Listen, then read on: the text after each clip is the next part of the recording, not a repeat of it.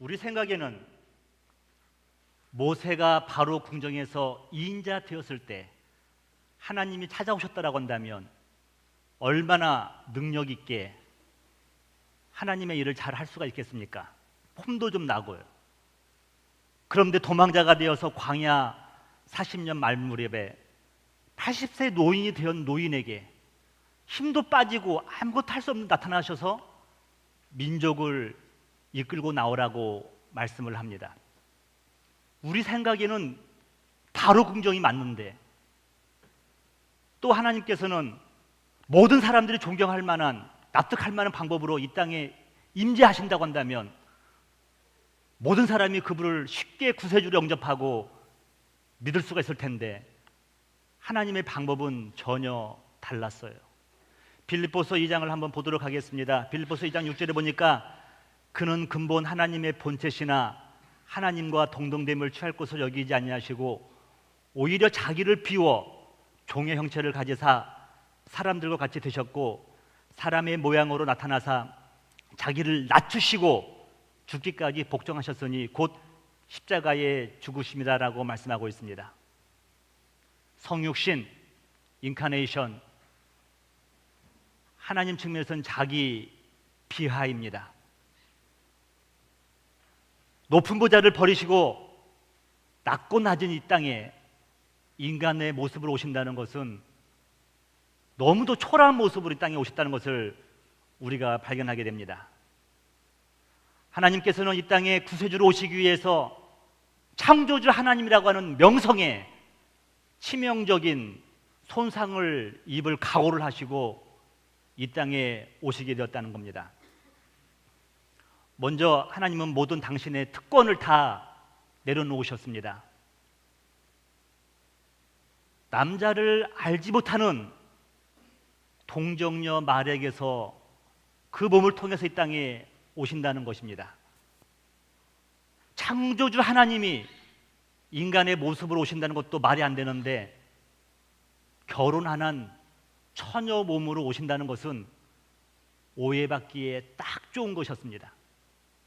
사생아라고 하는 비난도 감수할 각오를 하신 겁니다.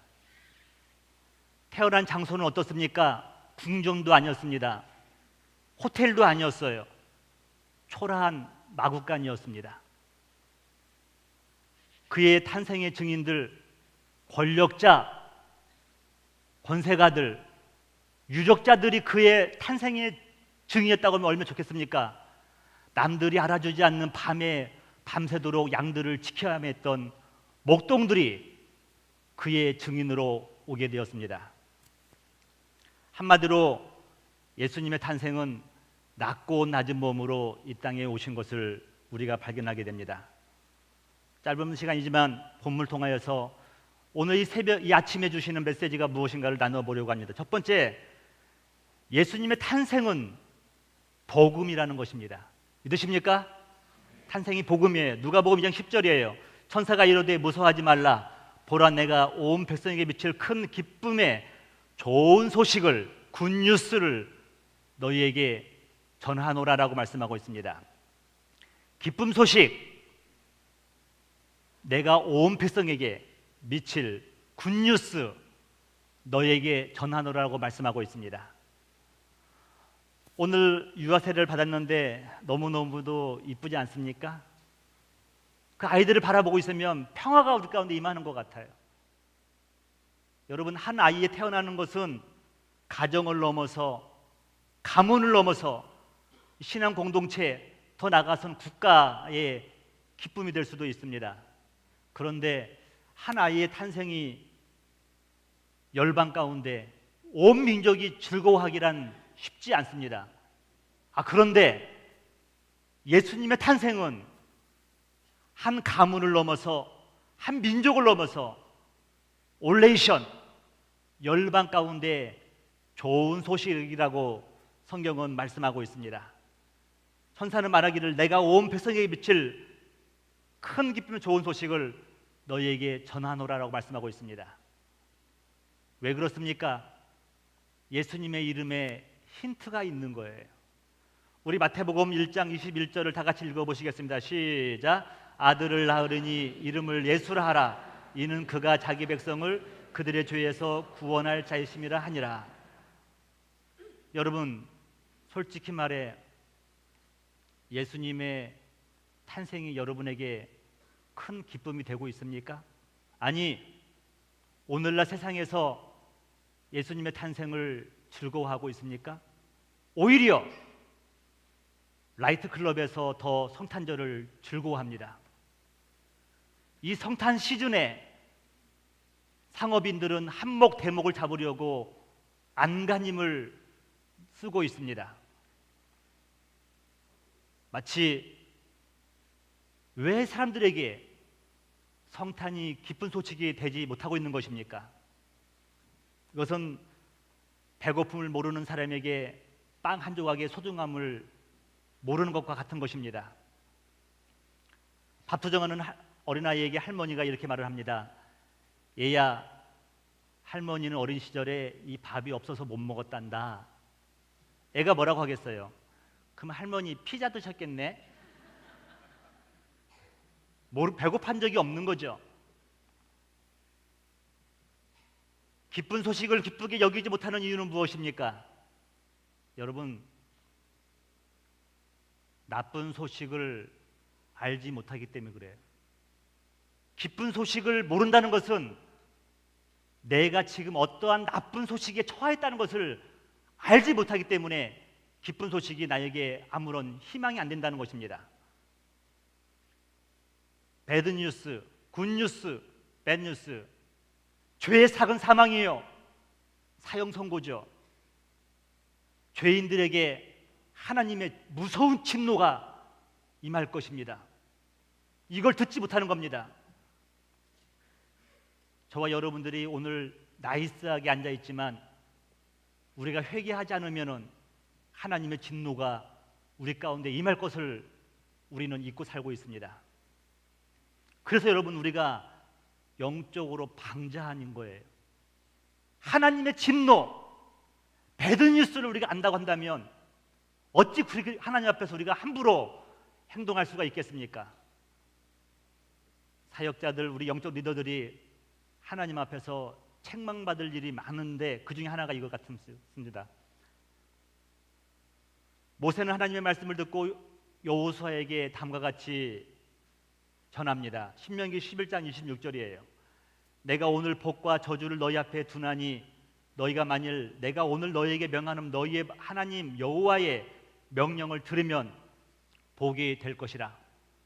너희가 만일 내가 오늘 너희에게 명령하는 도에서 돌이켜 떠나 너희의 하나님 여호와의 명령을 듣지 않냐고 본래 알지 못하던 다른 신들을 따르면 저주를 받으리라. 내 하나님 여호와께서 내게 가서 차지할 땅으로 너를 인도하여 들으실 때에 너는 그리심산에서 축복을 선포하고 엘발산에서 저주를 선포하라. 여호수아는 모세가 시키는 대로 가나안 땅에 들어갔을 때 그렇게 합니다. 여호수아 8장 33절이에요. 온 이스라엘과 그 장로들과 관리들과 재판장들과 본토인뿐만 아니라 이방인까지 여호와 언약궤를 맨 레위 사람 제사장들 앞에서 궤의 좌우에 서되 절반은 그리심산의 앞에 절반은 에발산 앞에 섰으니 이는 전에 여호와의 종 모세가 이스라엘 백성에게 축복하라고 명령한 대로 함이라. 그 후에 여호수아가 율법책에 기록한 모든 것대로 축복과 저주를 율법의 모든 말씀을 낭독하였으니 모세가 명령한 것은 여호수아가 이스라엘 온 회중과 여자들과 아이와 그들 중에 동행하는 거류민들 앞에서 낭독하지 아니한 말이 하나도 없었더라. 할렐루야. 오늘날 교회에서는요, 천국과 지옥의 이야기를 하면은 그것은 덜 배운 사람들, 덜 떨어진 사람들이나 하는 말로 취급하고 있습니다. 그러나 성경은 곳곳에서 천국과 지옥에 대해서 말씀을 하고 있죠. 마가복음 9장 43절을 다 같이 읽겠습니다. 시작. 만일 내 손이 너를 범죄하여 하거든 찍어버리라. 장애인으로 영성에 들어가는 것이 두 손을 가지고 지옥 곧 꺼지지 않는 불에 들어가는 것보다 나으니라.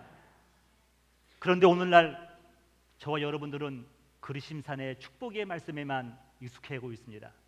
정작 예발산에서 저주의 말씀대로 살지 않으면은 너희들은 이런 저주를 받을 것이라고 하는 메시지를 듣지를 못하고 있습니다.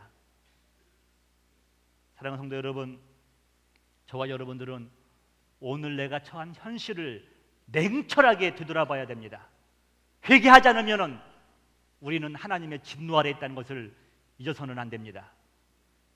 그 은혜를 깨달은 사람만이 성탄의 소식이 기쁜 소식이요, 예수님이 우리의 구세주라는 것을 믿고 고백할 수가 있는 것입니다. 모쪼 여러분 이 시간에 예수님의 탄생 소식이 여러분에게 복음이 되시기를 주님의 이름으로 축복합니다. 두 번째, 하나님은 다윗의 자손으로 이 땅에 오셨다는 것입니다. 11절입니다. 오늘 다윗의 동네에 너희를 위하여 구주가 나셨으니 곧 그리스도 주시니라 라고 말씀하고 있습니다. 예수님이 태어나신 곳은 베들레헴, 떡집이에요. 떡집. 베들레헴은 떡집이라 뜻이에요. 예수님은 이 땅에 양식으로 오셨어요. 떡으로 오셨어요. 우리 다 알고 있잖아요. 그런데 이상하게 공관복음서자들은 예수님을 다윗과 연관지어서 그를 해석하려고 합니다. 누가복음 18장 38절에 보니 이렇게 말씀하고 있어요. 맹인이 외쳐 이르되 다윗의 자손 예수여 나를 불쌍히 여기소서 하거늘. 이 다윗의 자손이라고 말하는 것은 이중적인 의미가 내포되어 있습니다. 하나는 뭐냐면은 죄인의 혈통이라는 거예요. 예수님께서 철저하게 죄인의 혈통으로 이 땅에 오신다는 것을 성경에서 말씀합니다. 여러분 얼마나 큰 죄인과 혈통인지 여러분 아십니까?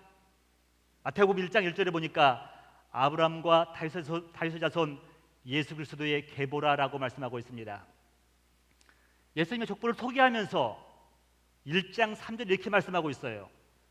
유다는 다말에게서 베레스와 세라를 낳고, 성경 지식이 부족하면 그런가 보다 할 겁니다. 쉽게 말하면 이거예요. 시아버지는 며느리에게서 베레스와 세라를 낳았다는 거예요. 시아버지 유다가 며느리 다말에게서 아기를 낳은 겁니다. 이런 일 들어본 적이 있습니까? 5절이에요. 살몬은 나합에게서 보아스를 낳고, 이걸 해석하면은 살몬은 기생 창녀 나합에게서 보아스를 낳았다는 겁니다. 6절이에요. 6절 보면 이새는 다윗 왕을 낳으니라. 다윗은 우리아의 아내에게서 솔로몬을 낳고, 자기 아들을 낳으려면은 자기 아내야 되는데 다윗은 우리아의 아내의 바세바에서 솔로몬을 낳았다 표현하고 있습니다.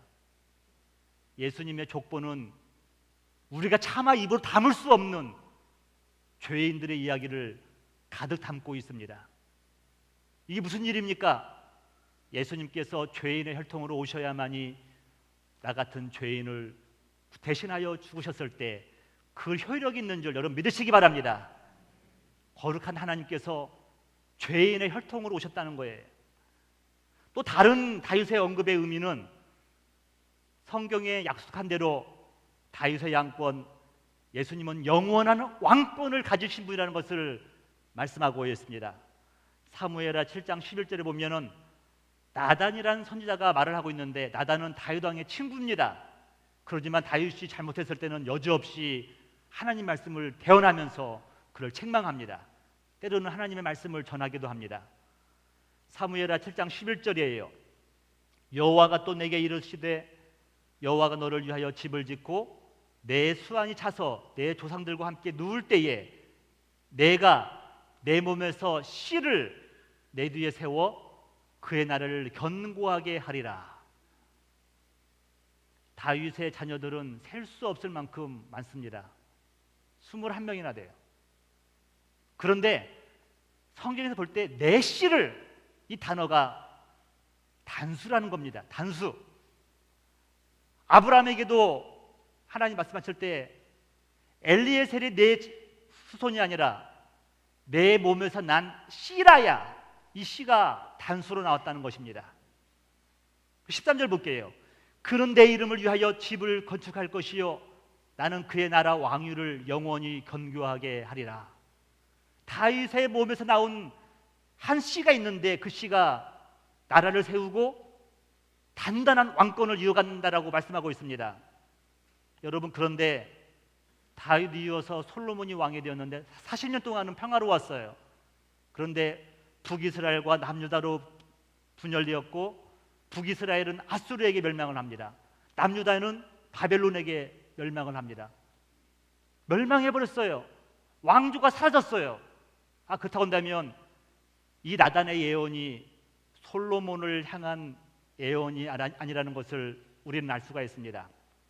바로 다윗의 자손 예수 그리스도 갈보리 언덕에서 십자가에서 물과 피를 다 쏟으시고 자기가 죽음과 부활을 경험하여서 하나님 나라의 영원한 상속자가 되신 예수 그리스도, 바로 그가 다윗의 영원한 왕권을 가지신 분인 줄 믿으시기 바랍니다.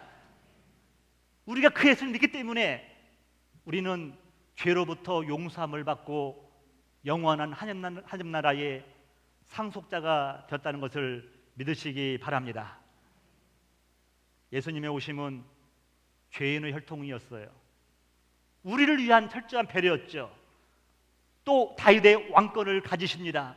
장차 저와 여러분들이 영원한 나라 하나님 나라에 들어갔을 때 흔들리지 않는 왕권을 저와 여러분에게 주시기 위해서 예수님이 죄인의 혈통으로 오시고 다윗의 자손으로 오신 줄 믿으시기 바랍니다. 이 말씀으로 저와 여러분들은 기뻐해야 됩니다. 우리는 육신의 질병으로 고통당합니다. 사업에 어려움을 당하고 있습니다. 대학에 낙방되어서 고통 가운데 있습니다. 그러나 예수님이 우리의 주님이라고 하는 이 사실과는 비교할 수 없는 것들입니다. 예수님의 오심이 여러분에게 참 기쁨과 소망 되시기를 주님의 이름으로 축복합니다. 마지막으로 예수님의 탄생은 하나님의 자기 피하입니다. 곧 낮아지심이라는 겁니다. 요즘의 유머 컨셉은 자기 디스예요. 어디 가서 여러분 잘난 체 하면은 속으로 그럽니다. 너 잘났다 그래요. 자기 디스를 하는 거예요, 요즘에는요. 여러분 12절 보겠습니다. 하나님이 당신을 디스하시는데 너희가 가서 강보에 쌓여 구 위에 누워있는 아기를 보리니 이것이 너희에게 표적이니라 하더라. 천사는 목동들에게 너희가 아기를 보리라라고 말하지 않았습니다. 너희가 강보에 쌓여 구 위에 말바풍에 누워있는 아기를 보리라라고 말씀하고 있습니다. 창조주 하나님이 아기로 태어났는데 알몸을 강보라는 천조각과 구유의 의지를 해야만 한다는 사실을 여러분 아십니까? 창조주 하나님이 아기로 태어나셨는데 한 여인에게 자기의 생명을 의탁할 수밖에 없는 상황이에요. 창조주 하나님이 인간으로 오신 인카네이션 성육신 사건은 치욕적인 사건입니다. 쟤도 그렇다잖아요. 쟤도 맞다고 그러잖아요. 쟤도 치욕적인 사건이에요. 하나님의 자기 비하예요. 자기 비하. 낮고 낮은 모습으로 오신 것입니다. 한동안 한 유명한 목사님의 설교가 히트를 친 적이 있었죠. 고지론. 하나님의 자녀들이 높은 곳에 올라가서 이 땅에 거룩한 영향력을 끼치라. 저도 어느 정도 동감하는 거 있어요. 그런데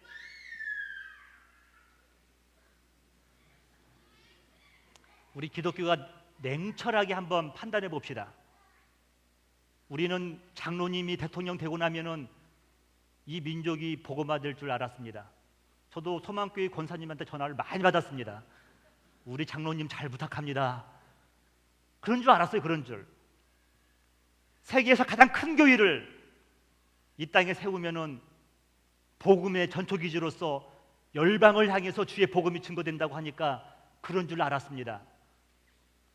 그런데 여러분, 우리가 판단할 것은 아니지만 문제는 뭐냐면은 하나님은 창조주 하나님은 자꾸 낮아지려 하는데 성도들은 높아지려고 한다는 거예요. 이게 우리의 현실의 문제점이라는 겁니다. 하나님은 낮고 낮은 천한 몸으로 강보에 쌓여서 말구 위에 두여서 여작한 한 여인에게 품에 안겨서 미래를 기약하고 있는데 우리는 너무 높아져서 하나님처럼 되려고 하는 오늘날 우리의 작금의 현실이 기독교의 현상이 아닌가 생각해 봅니다. 우리는 너무도 강해요. 교회에 와서도 우리는 너무도 목소리가 커요. 우리는 내가 하나님과 같은 동등된 위치라고 생각하는 것 같아요. 여러분, 로마가 기독교 됐는데 지대한 역할을 한 사람들은 왕족이 아니에요. 귀족이 아니었어요. 노예들이었습니다. 종들이었어요. 신실하게 거룩하게 하나님을 예배했던 종들에 의해서 로마가 무너지고 기독교 국가가 된 겁니다. 거룩한 하나님의 자녀들은 단지 기도하고 예배 드렸을 뿐인데 칼 한 번 쓰지 않고 돌멩이 하나 던지지 않았는데 예배하고 기도했을 뿐인데 로마가 무너지고 하나님의 나라가 되신 줄 믿으시기 바랍니다. 우리의 기독교의 관심은 이제는 우리가 낮아져야 된다는 겁니다.